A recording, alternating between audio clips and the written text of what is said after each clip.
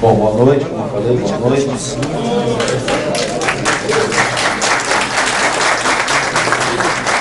Eu quero até começar de uma forma diferente dentro da diversidade, né? Eu sou o Pai Guimarães, sou um sacerdote das religiões de matriz africana, da Umbanda e do Candomblé. Faço parte de um movimento que vocês devem ter visto lá, um movimento político que se identifica, se apresenta como guerreiros do axé, né? E dentro da nossa comunidade, para quem não conhece, existe um cumprimento tradicional. Eu gosto muito de propagar nesses momentos públicos, né? Que é o nosso Muntumbá, Bucuyu, Colofé, um saravá a todos. Essas palavras querem dizer saúde, paz, prosperidade, meu amigo e meu irmão na luz divina, né? É uma das traduções desse cumprimento.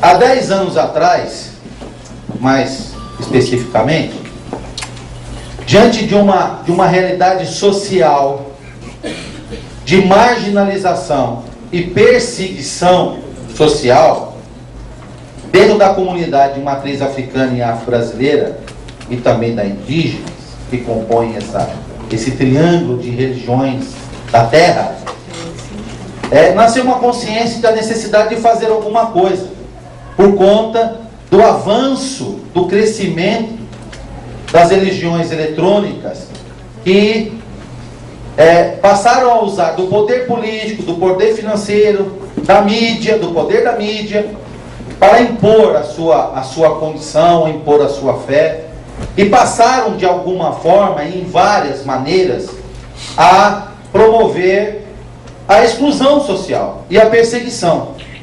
Então esse movimento, ele não queria também ser mais um, dentre tantos que existem, das comunidades religiosas, com o objetivo único e exclusivamente, vamos eleger o nosso representante religioso também, para que nós possamos lá também ter os nossos privilégios. Nossa comunidade, através das lideranças que compõem esse movimento, e que hoje ele está organizado em 42 municípios dentro do estado de São Paulo, e já está em 6 estados brasileiros, ele tem por princípio criar uma consciência política participativa, aonde muito mais do que ter um representante eleito, levar uma consciência àqueles que querem se eleger, que ele, como representante da sociedade, possa fazer ações afirmativas que tragam para essa sociedade a igualdade social.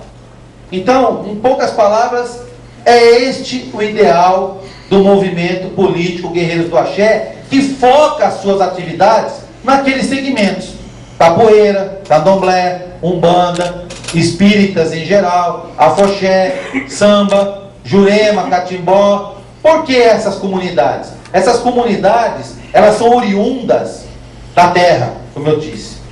Elas são oriundas de matriz africana, negros e indígenas. Muita gente, sem se aperceber, apesar de ter em si o preconceito, a discriminação, o racismo, mas na hora do dia a dia, na quarta-feira, ele come a feijoada. No carnaval, ele pula o carnaval. Quando ele vê um tambor tocando, o coração dele mexe junto. Se não for outras coisas também, né?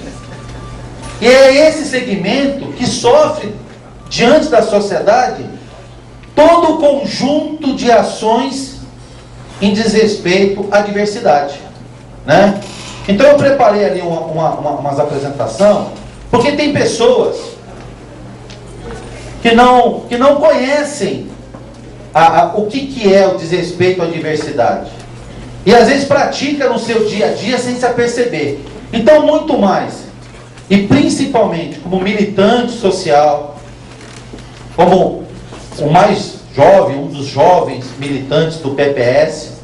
Eu, quando me filiei ao PPS, eu me filiei com a missão, primeiro, de trazer essa comunidade toda para o PPS, de mobilizar, de fazer a militância. Esse é o primeiro objetivo. Candidatura fica secundária. Porque a eleição passa e a luta permanece. Nós já aprendemos isso. Nós aprendemos no nosso movimento que você não pode pensar em eleição. Você tem que pensar em militância partidária. Você tem que pensar em trabalhar o coletivo. Porque sem coletivo você não vence demanda nenhuma.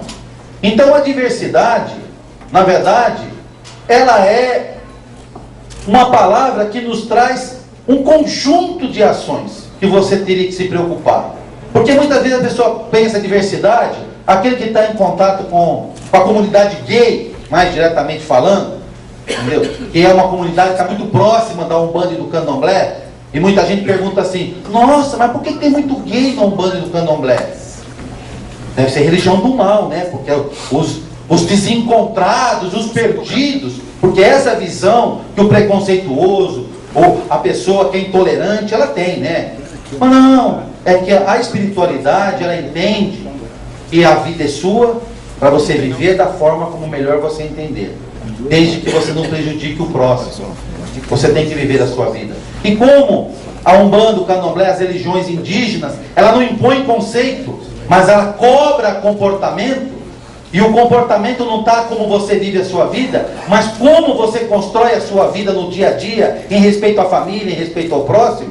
Então talvez seja por isso, porque em outras religiões ele é cerceado, ele é discriminado, ele é marginalizado. Então e todo mundo tem o direito de encontrar um caminho para se encontrar com Deus. Todo mundo tem o direito, né? Então é um direito que o cidadão tem. Então ali tem um tema. Eu queria pula essa parte. Então nós temos no movimento uma apresentação que a gente faz, não para públicos em geral, aonde um representante nosso vai, sempre existe essa colocação: 7 atitudes e crimes que promovem a marginalização social. Nós pegamos 7, os 7 principais, e quando você não tem o respeito à diversidade, é porque sem dúvida nenhuma, em um desses crimes ou atitudes você está inserido. Nós temos também 7 ações, que nós acreditamos que aquele que pensa socialista, aquele que é socialista, aquele que pensa numa sociedade justa, ele tem que promover diante da sua comunidade, diante da sua família. E nós também estamos trazendo 7 propostas, que nós gostaríamos que a direção do partido analisasse, verificasse com carinho, para ser inserida dentro do programa do partido, não só no município de São Paulo, mas que pudesse ser inserido num grande projeto nacional, partindo de São Paulo, né? Então, no próximo apresentação, então, as 7 atitudes e crimes que promovem a marginalização a partir da falta do respeito à diversidade, nós temos o preconceito, que muita gente pratica o preconceito e não sabe, que é aquela que você julga a pessoa ou comunidade através de comentários, ouvi dizer, me falaram, mas você não procurou saber quem é. E esse preconceito não é só contra a religião, é contra você também. Você é vítima da fofoca, da intriga. Então isso é um preconceito. É o preconceito estabelecido através de coisas que talvez não sejam verdadeiras, ou que você não foi certificado. Aí nós temos o racismo. O racismo não é só do negro. Não é. Eu mesmo já sofri racismo partindo da comunidade negra. Porque você imagina, um branquelo numa religião de negro, numa reunião que só tem negro. Então você imagina a minha situação como ficou. Aí eu invoquei a situação: estou sofrendo racismo. Aí houve toda uma reversão de ordem em respeito, porque o racismo não é só contra o negro. O racismo, ele é contra o indígena, ele é contra o branco, o amarelo, o vermelho. Então, de repente, você gosta do negro. Ah, não tenho nada contra o negro. Mas você vê um japonês, mas o que esse japonês está fazendo aqui na Liberdade? Isso é racismo, né? Aí nós temos a intolerância. A intolerância é quando você não tolera, não aceita que o outro seja diferente de você.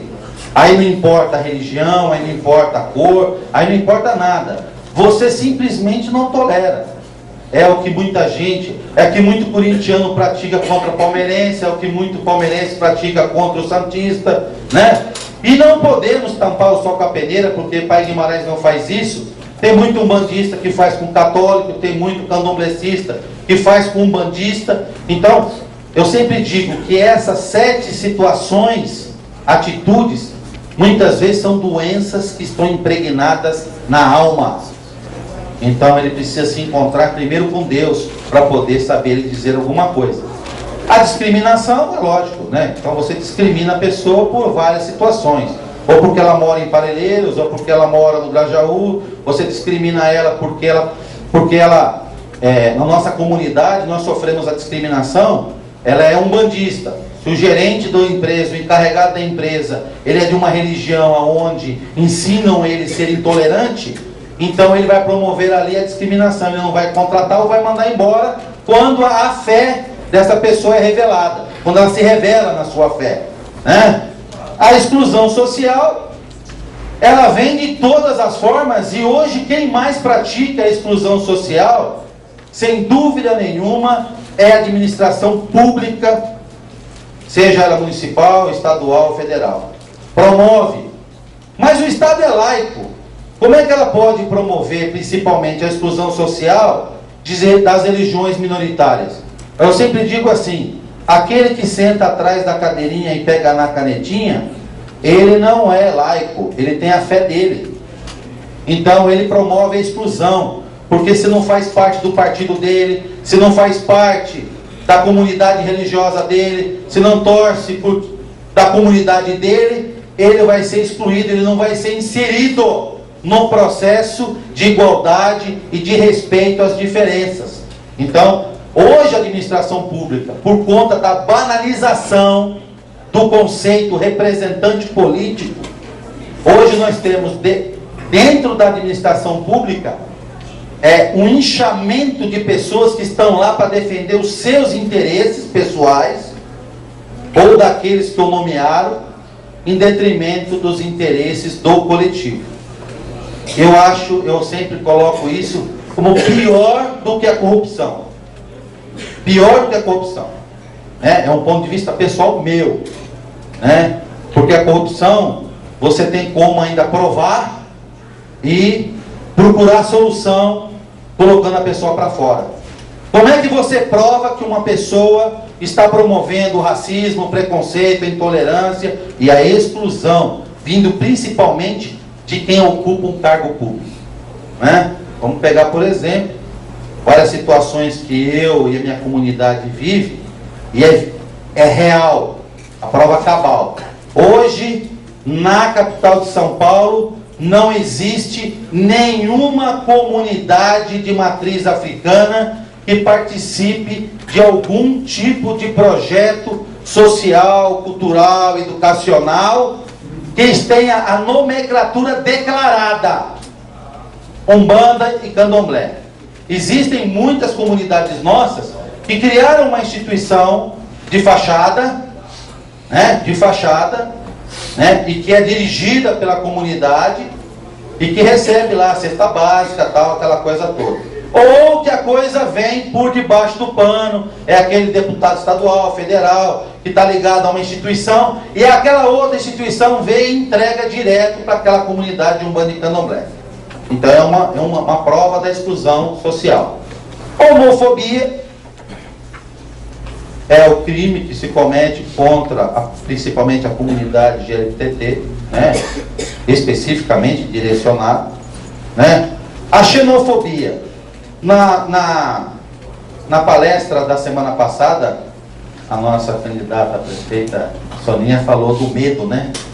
Do medo que as pessoas têm da insegurança. Xenofobia é exatamente isso. É o medo que a pessoa tem de tudo, né? A pessoa cria medo. Medo porque colocaram o medo nela.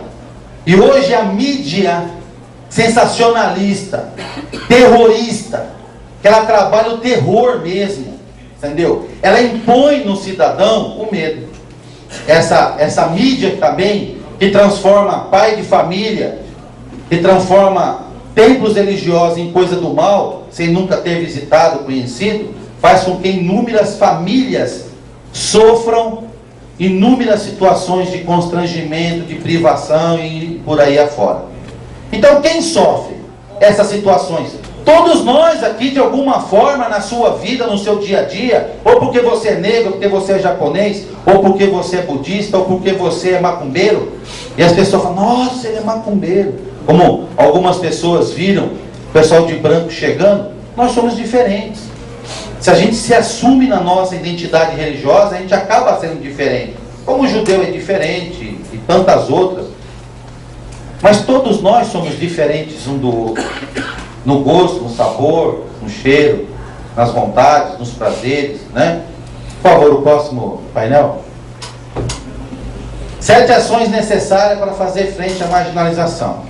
Então é o que nós defendemos dentro da nossa comunidade, mas defendemos também que cada uma das pessoas que pensa numa sociedade mais justa, que pensa numa sociedade com igualdade social, aonde cada cidadão possa ter a sua liberdade respeitada, os seus valores respeitados.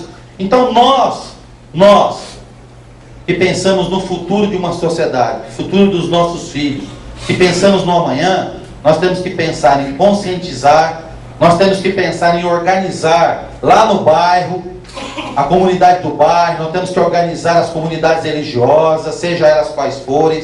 Nós temos que mobilizar essas pessoas, porque hoje o brasileiro está acomodado, ele não luta, ele aceita calado a imposição de quem é a minoria mandatária desse país.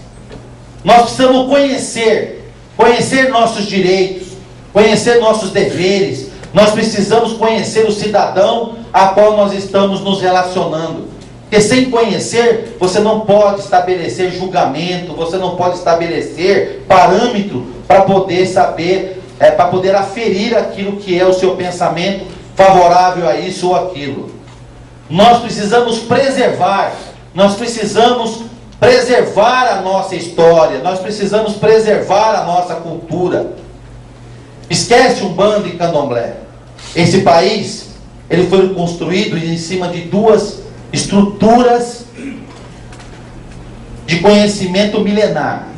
O negro que veio da África e o indígena que morava aqui.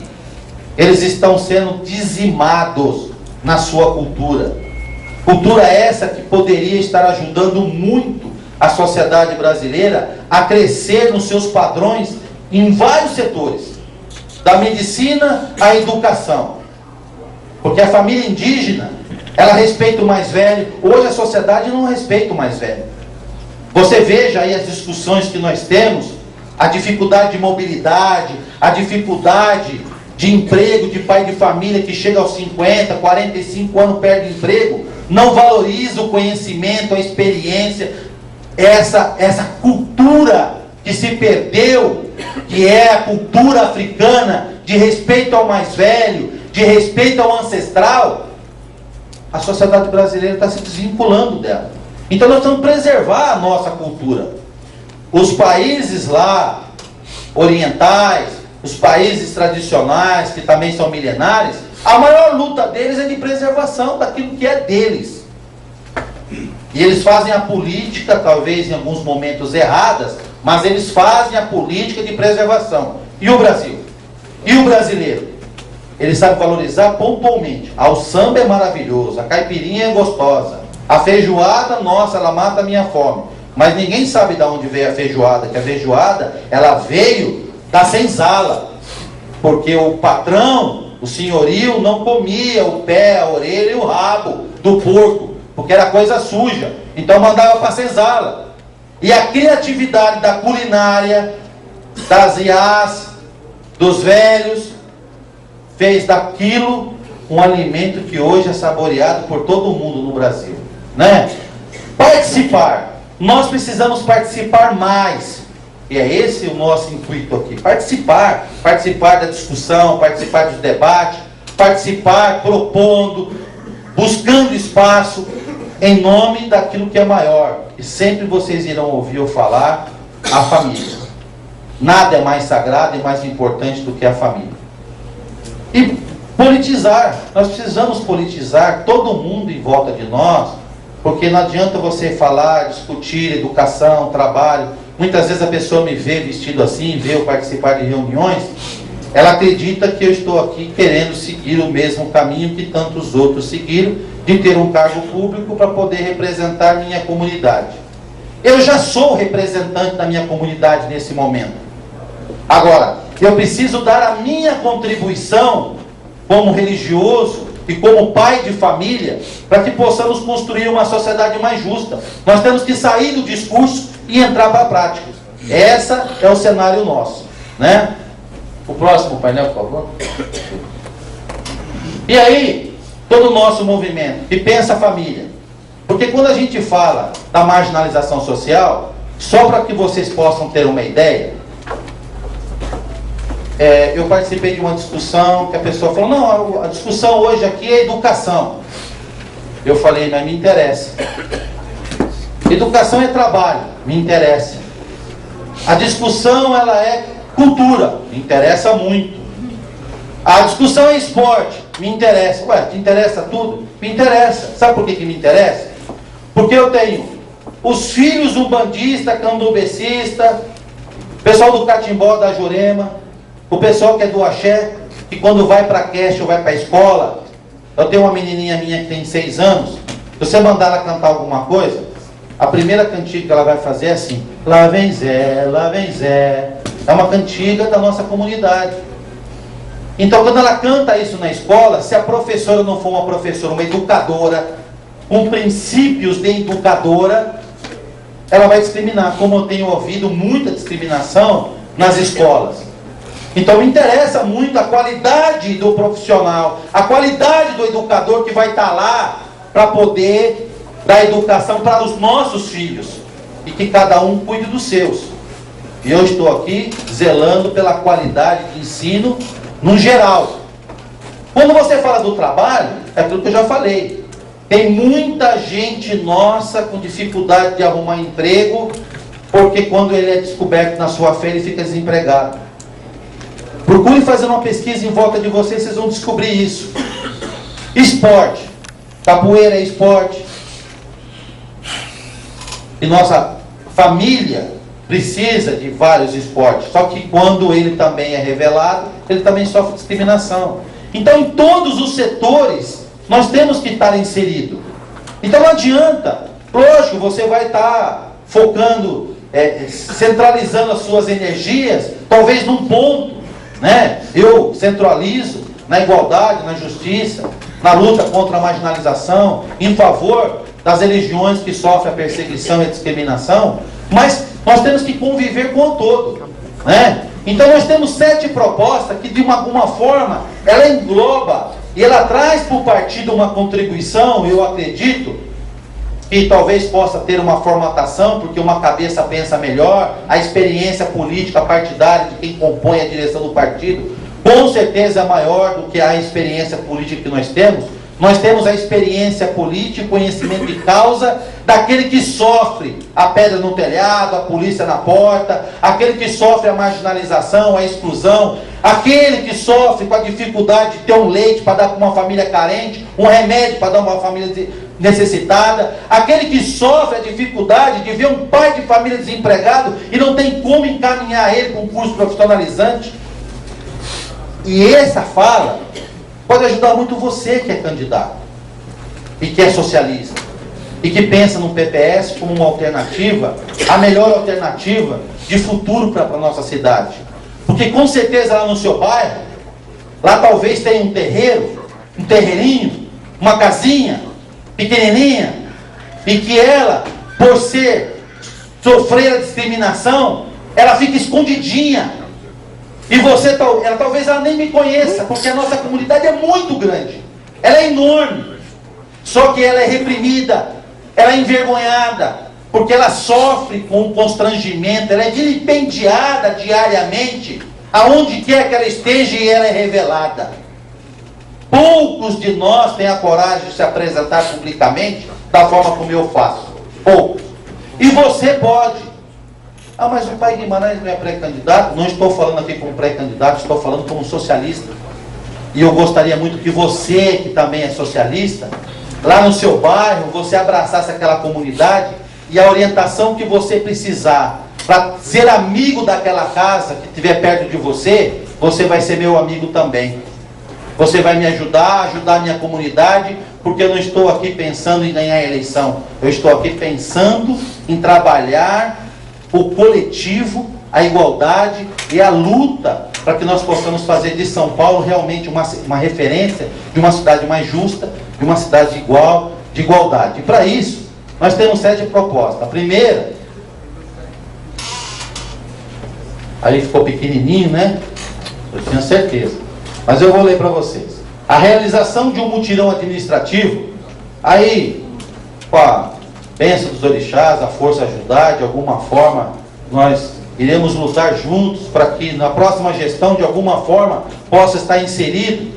E aí que eu falo que a luta partidária ela é melhor, porque a vitória não é certa, vamos trabalhar para ela, mas a conquista virá, conquista de espaço, visibilidade, o partido vai crescer num todo. Então é esse partido que eu gostaria de ver brigando, os vereadores que se elegerem, que possam se unir para criar um projeto que crie um mutirão administrativo, para poder criar facilidades, para identificar e legalizar essa comunidade de matriz africana e que vive marginalizada e escondida e tem medo de se apresentar a sua história, a sua cultura, as suas qualidades e aquilo que ele tem de melhor, porque ele também conhece as famílias em volta deles que estão precisando de ajudas. E você pode ajudar, o partido pode ajudar, e nós podemos crescer juntos. A segunda proposta, a realização de curso de capacitação para os funcionários públicos, para que essas pessoas parem de promover a exclusão, a discriminação, né? Então, de uma forma organizada, que possamos levar a temática da liberdade religiosa, da liberdade de expressão. Eu digo isso porque tem muitos dos nossos, quando vai para o hospital ficar internado, é um sofrimento, o cara não pode nem rezar, porque se ele rezar, ele vai ser discriminado pela enfermeira. É verdade, gente. Então, quer dizer, nós precisamos capacitar os nossos funcionários públicos e ele entender que, enquanto funcionário público, a fé dele ficou em casa. Se a fé dele não serve para ajudar o próximo, que é diferente. Agora, se a fé dele é verdadeira, então ele vai fazer o curso, vai aprender e vai tomar um rumo. Então, eu acho que é uma proposta que não vai contemplar simplesmente a Umbanda e o Candomblé.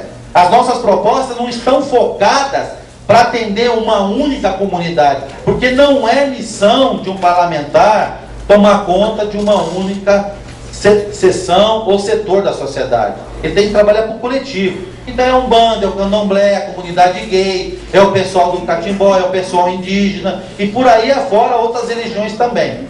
A terceira proposta nossa, o projeto que cria a identificação de todas as comunidades tradicionais e terreiros, para que nós possamos preservar a cultura de matriz africana, não é a religiosidade, ainda que ela esteja inserida também naquilo que se diz cultura de matriz africana. É tudo, é culinária, é as cantigas, é as danças, é tudo aquilo que está relacionado à história que ajudou a construir esse país. Então, por que não aproveitar? Olha só, nós temos aí, se eu estiver enganado, me corrijam, 35 céus hoje em São Paulo, não é isso? 35, mais ou menos. Por que não criar um projeto que dentro do céu possa ter lá um espaço, uma grade horária, onde tenha um curso de formação, de resgate dessa cultura de matriz africana, que vai lá mostrar o que é o dialeto, o que é a dança africana, o que é uma dança tribal, o que é a culinária, ensinar as pessoas, ensinar o que é um vatapá, o que é um caruru, né? Como se faz realmente uma boa feijoada e por aí afora, né? Para preservar a cultura material e imaterial. Tem muita história e tem muito valor que está se perdendo, porque não existe uma estrutura para se preservar isso. Aí vai acontecer com a história do Brasil, que está acontecendo com outras, já aconteceu com outras culturas que estão sumindo. E não adianta daqui 200 anos vir querer pagar antropólogo e historiador para levantar o que desapareceu com o vento, né? A próxima proposta. Aprovação de um projeto que possa viabilizar a parceria das secretarias municipais e do Estado, visando a limpeza e a recuperação da fauna, da flora, junto à natureza. Por quê? Hoje a comunidade de matriz africana ela é vista como a maior criminosa, degradadora, poluidora do meio ambiente. E é mentira. Ah, mas eu vou lá e eu vejo um monte de lixo religioso lá. Mas não é um bando de candomblé. Não é. Existem maus jornalistas, existem mau político. Então, se vocês acreditam que o que está lá na natureza é dar um bando de candomblé religiosos, então nós temos que acreditar que todo cara, toda pessoa que quer ser político também é corrupto. E não é dessa forma. Nem todo mundo é, e não podemos generalizar. Então, para mostrar que não é, o movimento político Guerreiros do Axé e as instituições que compõem esse movimento não conseguem compor com nenhuma secretaria de meio ambiente. Nunca conseguiu compor com eles. Olha, nós temos voluntários, nós temos conhecimento. Vamos lá, aonde tem cachoeira suja? Nós precisamos fazer um projeto. Porque senão chega um cara de branco lá, a polícia acha que vai é mais um que vem jogar sujeira aqui.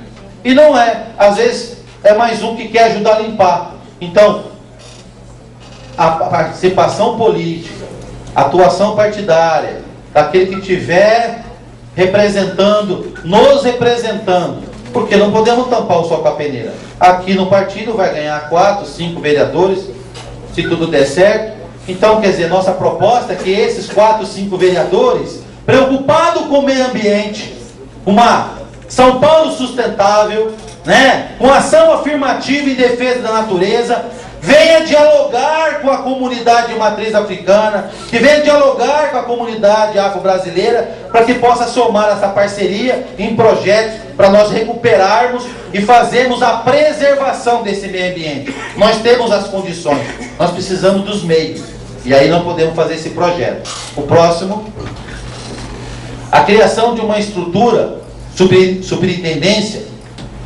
que possa garantir a participação com igualdade e os mesmos direitos das demais comunidades organizadas. É injusto hoje o processo administrativo que a gente assiste.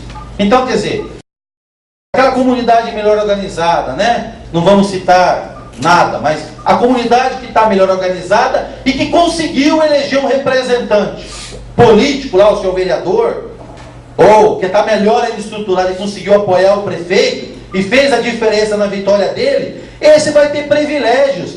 Aquele minoritário, aquele lá do Grajaú, de Parelheiros, aquele da periferia, que é uma comunidade que não está tão organizada, vai continuar marginalizada.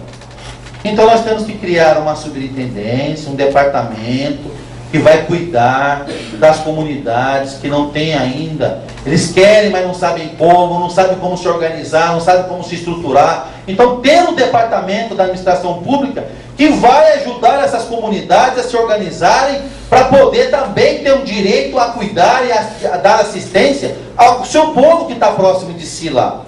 Essa é uma ação que eu acredito que possa dar muito bons frutos para a nossa São Paulo. Né? O próximo ali.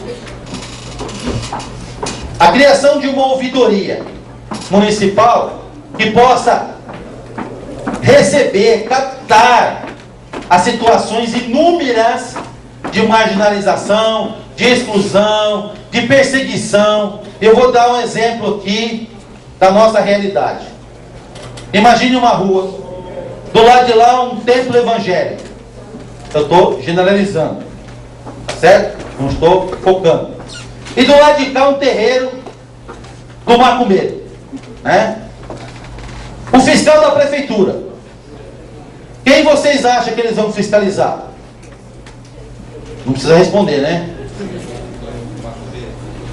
Lá ele vai entrar, vai perguntar quem é o responsável, vai seguir, no mínimo vai seguir os procedimentos, que é notificar primeiro, tarará, tarará. Nós temos aqui, que faz parte, o Ogan Basílio, o doutor Basílio, está ali, levanta a mão, Basílio. Ele é o presidente do movimento Guerreiros do Axé. ele deve ter ali umas 150, 200 ações contra a administração pública por atos indevidos de fiscais que aleatoriamente saem multando, com a intenção outras que não sabemos.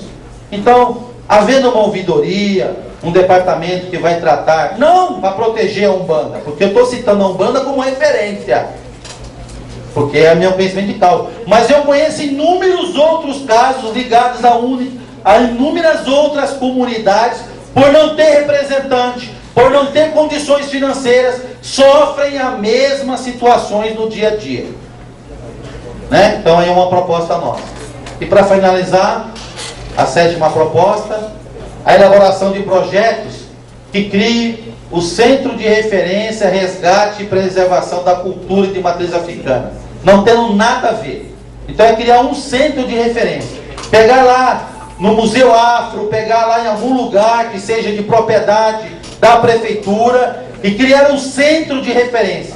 E esse centro de referência faça ligação direta com a ouvidoria, com a superintendência, e que dali saia as ações e as atitudes afirmativas para que toda essa comunidade, que é enorme, possa se ver respeitada, contemplada, incluída e que possa ter a igualdade social, né? O próximo painel.